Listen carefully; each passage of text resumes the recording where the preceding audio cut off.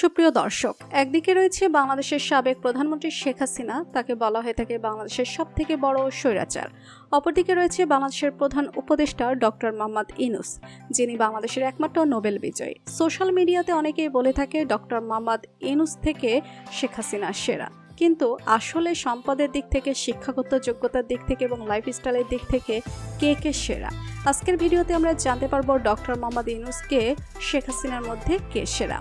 তার বিস্তারিত জানতে সম্পূর্ণ ভিডিও দেখতে থাকুন। প্রথমে আমরা শেখ হাসিনা সম্পর্কে জানব। শেখ হাসিনা জন্মগ্রহণ করেছেন 1947 সালে। সেই হিসেবে তার বর্তমান বয়স 76 বছর। শেখ হাসিনার জন্মস্থান হচ্ছে গোপালগঞ্জের টুঙ্গিপাড়ায়। শেখ মুজিবুর রহমানের সবথেকে বড় সন্তান হচ্ছেন তিনি।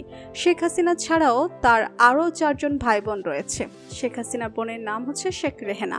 বাকি 3 ভাইয়ের নাম হচ্ছে শেখ কামাল, শেখ জামাল এবং শেখ রাসেল। 1962 সালে শেখ হাসিনা যখন স্কুলে পড়ে তখন স্কুলের ছাত্রী হয়ে আইয়ুব বিরোধী আন্দোলনে যোগ দিয়েছিলেন। পরবর্তীতে 1965 সালে শেখ হাসিনা মাধ্যমিক পাশ করে। 1967 সালের বিশ্ববিদ্যালয়ে পড়াকালীন শেখ হাসিনার সঙ্গে বিয়ে হয় পরমাণু বিজ্ঞানী এম.এ. ওয়াজেদ মিয়ার সাথে। এরপর 1973 সালে শেখ হাসিনা ঢাকা বিশ্ববিদ্যালয় থেকে বাংলায় নাটক ডিগ্রি অর্জন করে। শেখ হাসিনার মোট সম্পত্তির পরিমাণ সম্পর্কে বলতে গেলে অনলাইনে শেখ হাসিনার মোট সম্পত্তির তথ্য দেওয়া নেই, তবে ধারণা করা যায় শেখ হাসিনা 5 থেকে 10 বিলিয়ন ডলারের মালিক। আওয়ামী লীগ সরকার থাকাকালীন শেখ হাসিনা বাংলাদেশ থেকে প্রায় 100 বিলিয়ন ডলার পাচার করেছে। এবার আমরা বর্তমান অন্তর্বর্তীকালীন সরকারের প্রধান উপদেষ্টা ডক্টর মোহাম্মদ ইউনূস সম্পর্কে জানব। প্রধান উপদেষ্টা ডক্টর মোহাম্মদ ইউনূস প্রধানমন্ত্রীর পদমর্যাদায় রয়েছেন। ডক্টর মোহাম্মদ ইউনূস 1940 সালে চট্টগ্রামের হাটহাজারীতে জন্মগ্রহণ করেছেন। সেই হিসেবে তার বর্তমান বয়স 84 বছর। ডক্টর মোহাম্মদ ইউনূস এর বাবা পেশায় একজন জহুরি ছিলেন এবং তার মায়ের নাম ছিল সুফিয়া খাতুন। 9 ভাই বোনের মধ্যে ডক্টর মোহাম্মদ ইউনূস হচ্ছেন তৃতীয়। ডক্টর মোহাম্মদ ইউনূস হলেন একজন অর্থনীতিবিদ এবং উদ্যোক্তা। তিনি 1986 সালে গ্রামীণ ব্যাংক প্রতিষ্ঠা করেছিলেন, যার কারণে তিনি 2006 সালে নোবেল পুরস্কার পেয়েছেন। ডক্টর মোহাম্মদ ইউনূস 122টি দেশ থেকে 126টি পুরস্কার পেয়েছেন।